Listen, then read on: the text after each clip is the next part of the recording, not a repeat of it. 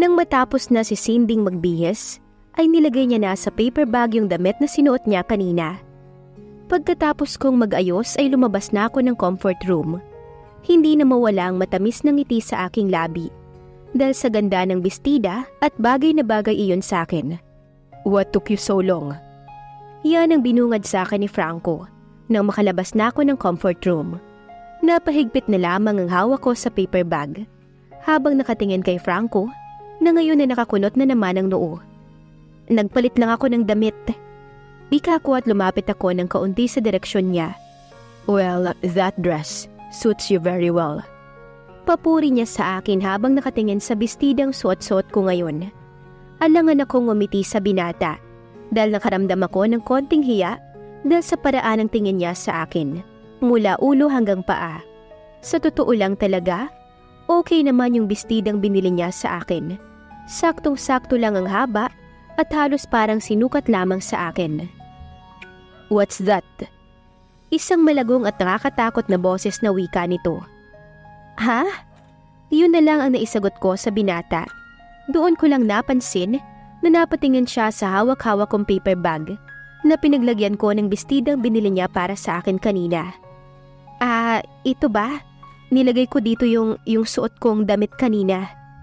Hindi ko na natapos ang sasabihin ko nang mabilis na kinuha sa akin ni Franco ang paper bag na hawak-hawak ko. "Mula ngayon, hindi mo na to susuotin." Saad pa nito sabay lagay sa basurahan ng paper bag. Seriously? Itinapon niya na lang ng ganun-ganun lang yung damit? Pero hindi ko na natapos pang sasabihin ko nang mag-walk out na si Franco at iniwan akong natulala at naguguluhan. "Franco!" Tawag ko sa kanya pero hindi niya man lang ako tinapunan ng tingin. Tiningnan ko yung paper bag sa trash can at nagdadalawang isip ako kung kukunin ko ba yon o hindi. Kung kukunin ko yung paper bag sa trash can, sigurado akong papagalitan niya talaga ako. Pero nakakapanghinayang naman kasi na itapon lang yon ng basta-basta lang.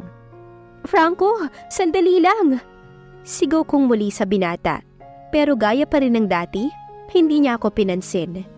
Nakakainis talaga. Kahit labag sa kalooban kong iwan yung damit sa basurahan, napagpasyahan kong sumunod sa binata dahil baka iwan niya ako dito sa mall mag-isa. Tahimik akong nakasunod sa likuran ni Franco habang nauna na siyang naglakad. Halos sumakit na ang aking paa sa paglalakad dahil ilang minuto na rin kaming naglalakad at paikot-ikot sa loob ng mall. Napakagatlabi na lamang ako habang nililibang ko ang aking sarili sa paligid at sa mga nagtitindang damit at pagkain sa loob ng mall para mabawasan man lang ng kaunti ang ilang sa pagitan naming dalawa. Kahit ganon, hindi ko maiwasan na makaramdam ng konting pagkailang dahil para akong mistulang hangin sa tabi ni Franco dahil hindi talaga siya kumikibo o tinatapunan man lang ako ng tingin. Doon ko lang napansin na maraming mga babaeng naglalakad ang napapatingin kay Franco at yung iba naman ay kinikilig sa binata habang naglalakad kami. Lihim na lang akong napatingin kay Franco na ngayon ay blanko ang kanyang muka at wala man lang kangiti-ngiti na sumilay sa kanyang labi habang dire-diretso itong naglalakad na para bang walang pakialam sa atensyon sa paligid at babaeng tumitingin sa kanya. Parang sanay na sanay siya sa atensyon ng mga kababaihan na para bang normal na lang yun para sa kanya. Napagmasdan siya. Hindi ko ipagkakaila. Napakaganda ng katawan nito. Ang gwapong taglay ng binata at napakatangkad nito. Para na siyang full package dahil na rin sa napakalakas ng appeal nito sa mga kababaihan. "Stop staring," he said with cold and irritated voice that make me jump on frightened. Siguro'y napansin nito ang panay sulyap ko sa kanya. My God! Bakit ba kasi pinaglihis sama ng loob ang lalaking to? Wika ko sa sarili. Pasensya na. Mahina kong sambit. At bahagya naman akong napayuko para iwasan ng kahihiyan na naramdaman ko. Sa ilang minuto naming paglalakad ay naisipan ni Franco na kumain kami ng tanghalian sa isang sikat na restaurant. Doon na dagdagan na naman ulit ang pagkailang, atensyon sa pagitan naming dalawa dahil magkaharap kaming kumakain at wala pa ring kibuan sa isang mesa. Gusto ko sanang magsalita at magkwento sa kanya pero napangungunahan ako ng takot at kaba sa aking puso. na baka pagalitan at sungitan niya na naman ako. Napahigpit na lamang ang pagkakahawak ko sa kutsara at tinidor habang nakatingin sa pagkain na nakahain sa lamesa. Isa itong steak at may nakalagay din ng mga sariwang gulay at iba't ibang disenyo para maging kaaya-ayang tignan ng pagkain. Parang ayaw kong galawin ang pagkain dahil ayaw kong sirain ang pagkakaayos at disenyo ng pagkain sa plato. Lihim ko na lamang ginala ang aking paningin sa naturang restaurant na napakaganda ng pagkakagawa at halos native ang mga gamit doon. Mapasimula sa native na upuan, lamesa at kung ano-ano pa. Napakaganda ng pagkakagawa noon na halos magpagaan palalo ng aking pakiramdam. Medyo marami rin ang kumakain sa restaurant. Halos foreigner ang kumakain doon. What are you waiting for? Titignan mo lang ba ang pagkain sa harapan mo? Halos mapatalon ako sa lakas at lagong ng boses ni Franco. Pasensya na. Nauutal kong sambit at sinimulan ko ng kainin ng steak. Hindi na muling kumibo pa si Franco sa aking harapan at pinagpatuloy na nito ang pagkain. Palihim ko siyang sinusulyapan na tahimik na kumakain sa aking harapan. Sa bawat galaw at pagsubo niya ng pagkain, ay tila ba slow motion ang lahat. Lalo na ang gana niyang kumain. Hindi ko alam sa sarili ko kung bakit ko ba siya pinagmamasdan sa bawat kilos niya. Ano pong meron Manang Irene at mukha yatang busy sila. Hindi maiwasan ni Cindy na maitanong kay Manang Irene habang binabaybay nila ang kalsada. Tahimik ko naman na pinagmamasdan ng mga tao sa paligid na sari-sari ang kanilang ginagawa. Yung iba naman naglilinis at yung iba naman naglalagay ng iba't ibang palamuti sa kanilang tahanan na para bang mas lalo pang maging maganda ang kanilang lugar. Bahagya namang napangiti ang matanda. Bago ako nito sinulyapan ng tingin. Naghahanda sila senyorita sa nalalapit na fiesta dito sa San Miguel. Nakangiting sambit ni Manang Irene at marahan naman akong tumango. Sa makalawa na kasi ang fiesta dito senyorita. Masaya ang fiesta dito. Tiyak kung matutuwa ka kapag napanood mo ang mga sikat na nagtatanghal at iba't iba pang mga event dito. Ani ang muli. Ngumiti na lamang ako kay Manang Irene. Kita ko ang ngiti at ningning ng kanyang mga mata habang kinukwento sa akin kung gaano kasaya ang fiesta dito sa San Miguel. Marami na rin akong narinig ng mga kasambahay sa mansyon at kwento-kwento na masaya daw talaga ang fiesta dito sa San Miguel dahil marami daw na mga palaro at iba't ibang event ang magaganap. Rinig ko rin na maganda raw ang naibibigay ni Franco na pera at tulong para daw mas maganda ang fiesta dito. Huwag sana kayong magalit sa akin, senyorita. Mag-aalangan na sagot ni Manang Irene at bahagya ko naman siyang tinignan. Ano po yun, Aling Irene? Tanong ko habang patuloy pa rin kaming naglalakad papunta sa palengke ng San Miguel. Sana naman po, huwag mo nang maisipan na tumakas pa. Tiyak kung pagagalitan na naman kami ni senyorito kapag nalaman niyang tumakas na naman kayo.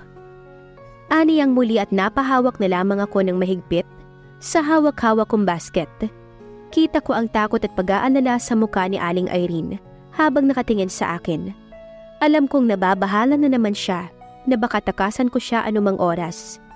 Kita ko kung gaano ang hirap at takot sa kanilang mga mata sa tuwing nilalabag ko ang kautusan ni Franco. Sila ang labis na naghihirap sa tuwing tumatakas ako at ayaw ko na silang pahirapan pa o bigyan pa ng sakit ng ulo. Huwag po kayong mag-alala, Manang Irene, hinding-hindi na po ako tatakas. Ngumiti pa ang dalaga ng sobrang tamis kay Aling Irene. Una naming pinuntahan ni Manang Irene ang tindahan ng mga isda. Sinamahan ko siyang mamili ng mga sariwang isda. Mas lalo pa akong natuwa at nalibang sa tuwing sinasama niya ako sa palengke dahil tinuturuan niya akong pumili ng mga sariwang isda. Marami pang itinuro sa akin si Aling Irene at mas lalo pa akong nagagalak dahil kahit papaano, nawawala na rin sa isip ko ang tumakas sa bahay ni Franco. Marami-rami na rin kaming nabili ni Manang Irene tulad ng mga isda, manok at karne na kailangan daw nalutuin para mamaya. Tahimik kong ginagala ang aking paningin habang naglalakad kami pabalik sa mansyon. Medyo may kalayuan din ang palengke ng San Miguel na kailangan mong lumakad pa na mahigit 5 minuto bago makarating sa mansyon. Sandali lang, senyorita. May nakalimutan lamang akong bilhin. Saad ni Manang Irene at bahagya naman kaming napatigil sa paglalakad. Hintayin mo lang ako dito, senyorita. Sandali lang ito. Tumango naman ako sa kanya. Sinundan ko na lamang ng tingin si Manang Irene na naglakad papunta sa malapit na tindahan para bumili. Miss, napatigil ako nang marinig ko ang malagong at pamilyar na boses sa aking harapan. Pagharap ko'y nanlaki ang aking mga mata dahil nakatayo sa aking harapan ang isang matangkad at gwapong lalaki. Hindi ko alam kung ilang segundo ko siyang tinitigan dahil pamilyar talaga ang kanyang mukha sa akin, na para bang nakita ko na siya pero hindi ko matandaan kung saan. Doon lamang biglang bumalik sa aking isipan na siya yung lalaking nakabunggo ko noon na nanghingi ako ng tulong nung tumakas ako kay Franco. Ikaw nga, yung babaeng umiiyak na nabunggo ko nung nakaraang linggo. Sambit ng binata at bahagya itong ngumiti. Dahilan para makita ko ang napakaputi at pantay-pantay nitong mga ngipin. Alangan ako ngumiti ng tipid sa kanya at doon ko lamang napagmasdan na napakagwapo pala nito kapag nakangiti. Doon ko lamang napansin na nakasuot ito ng kupas na maong na pantalon at tinernohan niya ito ng isang t-shirt na puti na halatang bagay na bagay sa napakaganda nitong pangangatawan. Medyo marumi siya ng kaunti dahil may putik at kung ano-anong dumi ang nakalagay sa kanyang laylayan ng pantalon at katawan. Kahit ganoon, ay para bang napakabango ng binata. Kung pagmamasdan mo siya sa unang tingin, masasabi mong bihasa ito sa pagtatrabaho. Kamusta ka na? Okay ka lang ba? Kilala mo ba yung lalaking sumundo sa'yo noon? Sunod-sunod niyang tanong na dahilan para magsalubong ang kilay ko dahil sa pagtataka. Nang makita niya na medyo naguguluhan ako sa rami ng mga katanungan niya, bahagya siyang napakamot sa kanyang ulo at ngumiti ulit ng napakatamis. Pasensya ka na, Binibini, kung hindi ako nakapagpakilala ng formal sa'yo. Aniyang muli. Ako nga pala si Lucas, Binibini. Ani at nilahad pa ng binata ang kanyang kamay para makipagkamay sa akin. Cindy Alegria. Saad ko at malaya naman akong nakipagkamay sa binata. Dito ka ba nakatira sa San Miguel? Tanong ko dito. Oo, Cindy. Bumibisita lamang ako sa San Vicente para pumunta sa aking lupain. Aniya niyang muli. Ikaw ba, Cindy? Dito ka ba nakatira sa San Miguel? Ngayon lang kasi kita nakita eh. Sagot muli ni Lucas at tumango naman ako. Oo, dito ako nakatira. Nakangiti kong tugon muli dito. Mukhang marami kang lulutuin dahil napakarami ng iyong binili, Binibini. Saad ng binata at doon ko lang napansin na nakatingin ito sa hawak-hawak kong basket na may laman ng pinamili namin. Alangan akong ngumiti sa binata. Hindi naman, sumama lamang ako kay Manang Irene mamalengke. Wika kong muli sa binata at tumango na lamang ito sa akin. Saan yung kasama mo? Wala naman akong nakitang kasama mo, Cindy. Nandoon lang sa isang tindahan, bumili ng ibang kakailanganin sa pagluluto. Nakita ko si Manang Irene na patapos na itong bumili sa tindahan. Hindi ko alam kung bakit napakagaan ang loob ko sa binata. Napakabait ni Lucas at panay lamang ang kwento ng kung ano-ano. Senyorita! Rinig kong tawag sa akin ni Manang Irene at napatingin naman ako sa gawin niya. Pinagmamasdan ko lamang si Aling Irene na naglalakad papunta sa kinaroroonan ko. Pasensya ka na, senyorita, kung medyo natagalan ako ng kaunti. Marami kasing bumibili, kaya't natagalan ako. Kwento nito nang makalapit sa akin. Okay lang po yun, Aling Irene. Saad ko at nakita kong may namumuong pawis sa kanyang noo dahil medyo masakit na rin ang sikat ng araw dahil pasado 10:00 na ng umaga. Siya nga po pala, may ipapakilala po ko sa inyo. Siya po pala si Lucas.